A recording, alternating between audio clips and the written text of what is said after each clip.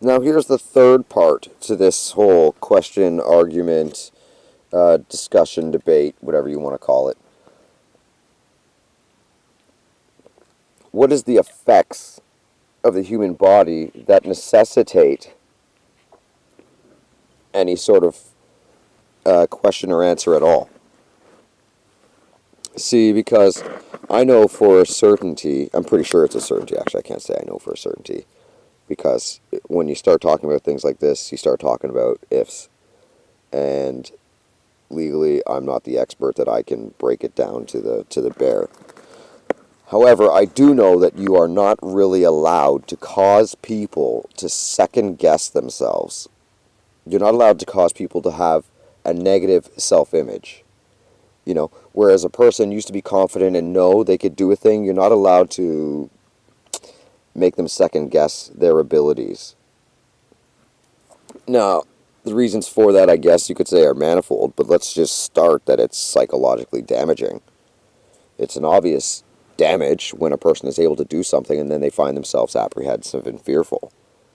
And that can easily be incited by suggestion, which can be done in many ways: gestures, word of mouth, written language, even just, well, being an ugly presence, being a backseat thinker, which is obviously not a difficult thing to imagine if you actually apply your intelligence. But here's where things get really mixed up, because if you continue to press somebody in such a way, whether verbally or whatever, I mean, we know verbally the evidence is there, and that's why people don't speak. But I mean, a husband does not need to be verbally abusive to be emotionally abusive, nor does it require physical abuse to be emotionally abusive, right? I mean, even such things as threatening to leave and holding things over a partner's head, that's all considered emotionally abusive. But when it comes to just individuals or friends or coworkers or anybody, for that matter, somebody you pass on the street, if you really try to muck with somebody, especially somebody who is higher up, the higher up you are, the more devastating is the effect of somebody who has a negative wish for people, let's just call it. Unwell wishers in many forms, to many degrees of depth and violence. Something like that can actually, well, first of all, easily, the moment you change somebody, you have created an unnatural effect that's going to affect the chemical balance.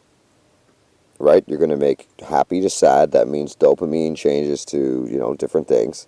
And then all of a sudden, if it goes on for too long or if it's too harsh, then you've created a challenge for the adrenaline glands. I mean, you can actually exhaust the adrenaline glands by keeping somebody in a depressed state. And unfortunately, it actually gets to the point, if you damage adrenaline glands enough. I'm just using adrenaline glands as an example because there's really 1,000 things you can damage on a person. You can damage somebody physically. You can damage somebody's nerves. You can damage somebody's, whole psychology. I mean, and if somebody goes sour in the psychology, their body is going to feel the effects. So it's a real thing. It's actually physical abuse to try to mess with somebody. You know what I mean? Like, I could write the book. I can make it finite. It's not even that that deep of a conversation. But right now on the video, I suppose it's just not coming out clear. However, if you damage somebody's adrenaline glands, it can actually get to the point where it affects the immune system. You can actually, kill the adrenaline glands. And that's a horrible crime. That affects a person's life in a devastating way for something that apparently is not illegal.